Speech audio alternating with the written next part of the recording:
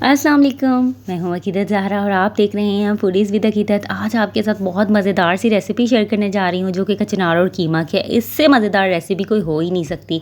तो चलिए स्टार्ट करते हैं। आधा किलो हमने यहाँ पर कीमा लिया है, उसे हम एक प्रेशर कुकर में ऐड करेंगे। 3 हमने बड़े साइज़ के टमाटर कट किए हैं, वो भी इसमें ऐड कर देंगे।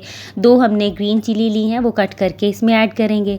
2 बड़े साइज़ के हमने प्याज लिए हैं, वो भी इसमें ऐड कर देंगे। 1 टेबलस्पून अदरक लहसुन का पेस्ट और 1 गिलास पानी, हाफ़ टी स्पून हल्दी, 1 teaspoon red chilli powder, 1 teaspoon नमक इसमें ऐड करेंगे। यह सब आप अपने टेस्ट के अकॉर्डिंग भी ऐड कर सकते हैं।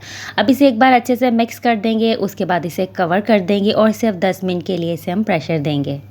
तो लीजिए 10 मिनट हो चुके हैं, कीमा जो है वो गल चुका है और इसे एक बार अच्छे से मिक्स कर लेंगे। यहाँ पर अब इसे हम एक कढ़ाई में ट्रांसफ़र करेंगे। तो यहाँ पर सारा कीमा जो है हम एक वॉक में निकाल देंगे। अब इसमें हम 1 दालचीनी का टुकड़ा और 2 छोटी इलायची इसमें ऐड कर देंगे।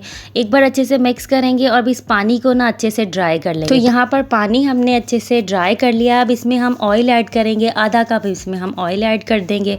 अब इसकी भुनाई जो है वो हम करना स्टार्ट करते हैं। भुनाई यहाँ पर हम 15 मिनट तक करेंगे, उसी से बेहतरीन फ्लेवर आएगा। तो 15 मिनट तक हम इसे अच्छे से भूनते रहेंगे। उसके बाद 1 टीस्पून धनिया पाउडर और half teaspoon black pepper powder add कर देंगे और साथ ही हम इसमें अब कचनार ऐड करेंगे। अच्छे से हमने इसे वॉश कर लिया था।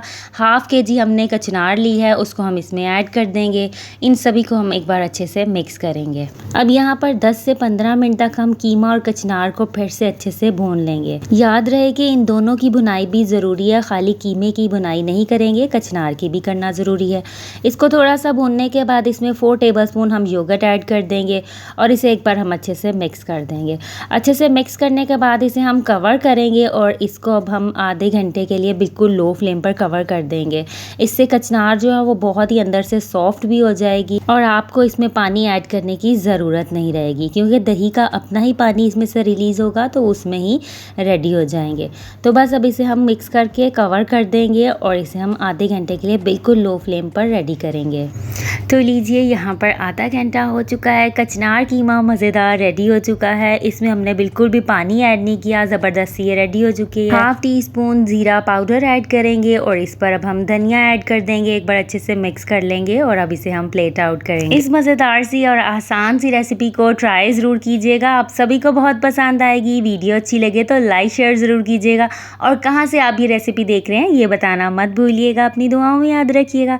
अपना बहुत सा ख्याल रखिएगा। अल्लाह हाफ़िज़।